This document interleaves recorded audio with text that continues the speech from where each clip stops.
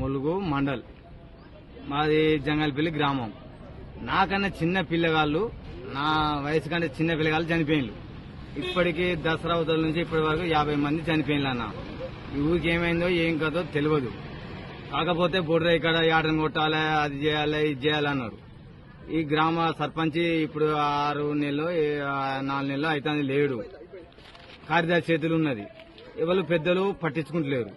పెద్దలకు చెప్పిన సుత మొన్న అయ్యగారిని తీసుకొచ్చిండ్రు. ఆ బొడ్రాయి కాడ తీసుకొస్తే వాస్తు లేదు, అది లేదు, ఇది లేదు అన్నారు. ఆ బొడ్రాయి కాడ ఇంటికి బిందె నీళ్లు కుంకుమ పసుపు తీసుకొచ్చి బొడ్రాయి కాడ పోయాలి.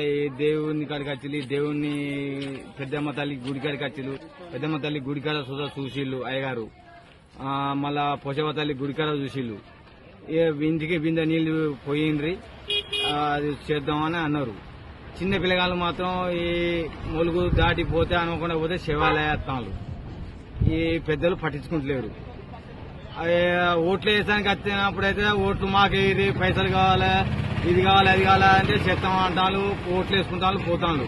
అదే మంత్రి సీతక్క ఎమ్మెల్యే ఉన్నప్పుడు 3 సార్లు గెలిచింది. ఇప్పుడు సీతక్క మీ ఊరినే ఎమ్మెల్యే గెలిచినా మీ జంగల్పల్లి గ్రామంలో మంచిగా మెజార్టీ వచ్చింది, నేను చూసుకుంటా అన్నది ఇంతవరకు చూడలే. ఒక మంత్రి పదవి వచ్చినప్పుడు వచ్చింది, చూసింది.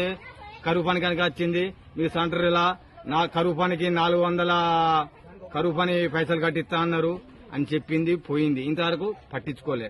మరి ఆయన మరి ఊరికి మెజార్టీ వచ్చినప్పుడు మరి ఇప్పుడు ఈ ఊరికి ఏమైతుంది, ఏం కంత చిన్న పిల్లగాళ్ళు చనిపోతాను మరి ఏంది అని ఒక్కసారి చూద్దాం అడగలేదు. అది